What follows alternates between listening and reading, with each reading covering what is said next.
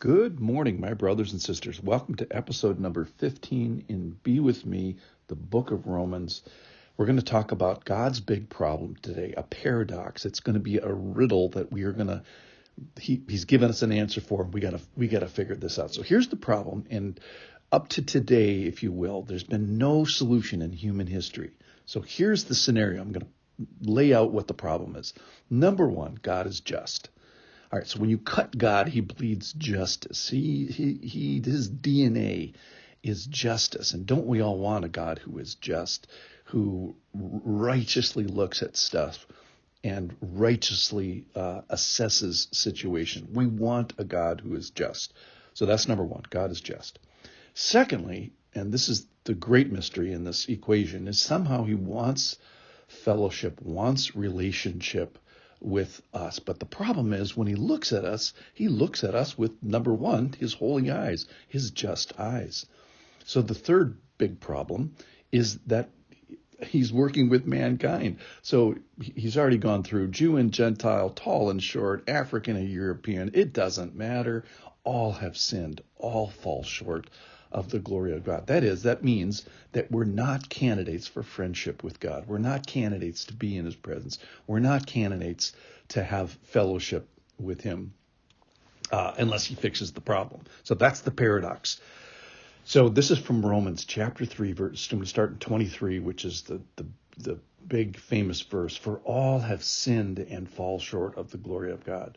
Verse 24, and are justified by his grace as a gift through the redemption that is in Christ Jesus, whom God put forward as a propitiation by his blood, to be received by faith. This was to show God's righteousness, because in his divine forbearance he had passed over former sins. And then here's the big concluding verse for today, verse 26. It was to show his righteousness at the present time, that he might be just.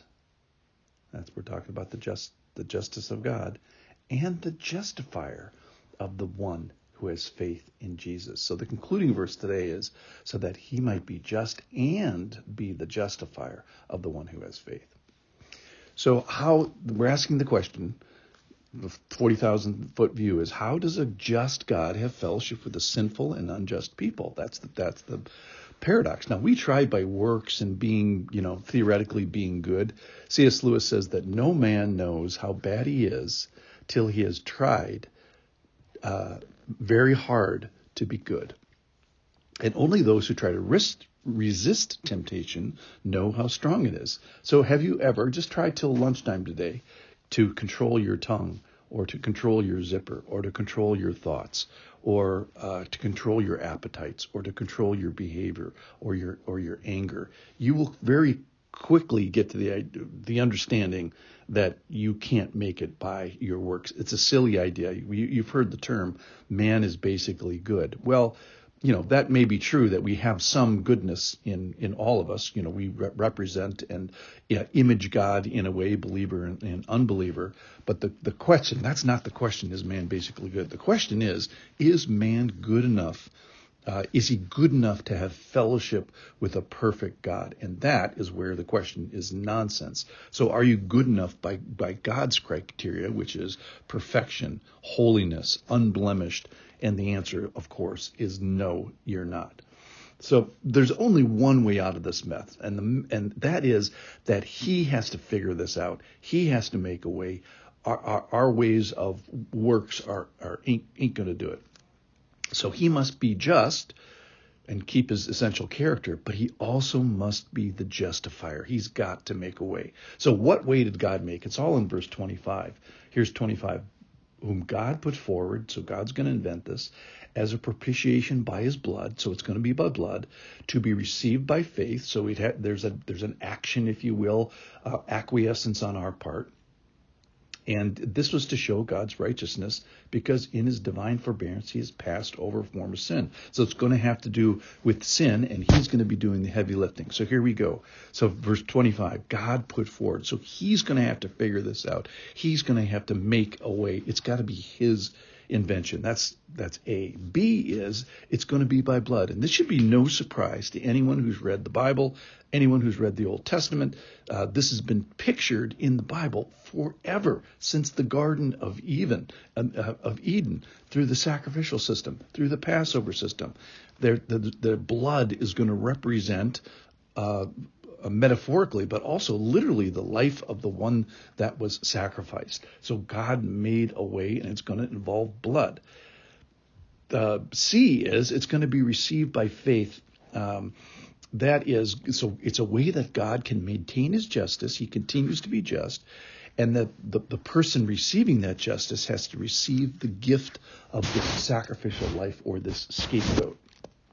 So I, as a receiver person, have to have faith specifically that this life, that this sacrifice is going to count for me. So if there's a contribution, if you will, by the receiving person, it is that you're saying to God that the work of God is going to work for me.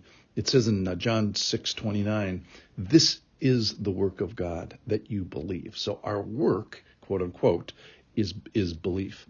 And finally here, D is that God does the heavy lifting. So if you've ever had anybody ask your forgiveness, which is one of the hardest things in the world to ask, but the harder thing is actually to forgive someone. So that means they take a sin from the past, they bring it into the present moment, and they say, I want you to make this disappear. I want you to view it as it never happened. I want you to go backwards in history and count it as if it had never happened. That's what forgiveness is.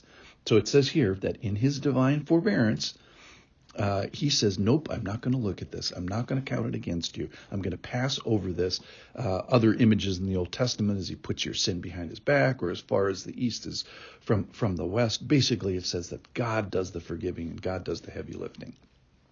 So here, this is how we find out how is God going to figure this paradox out? How is he going to maintain his justice and then figure out a way to bring us into fellowship with him? Well, he has to do it. He has to be the justifier. He has to be the plan maker and the paradox solver. So how does he solve it?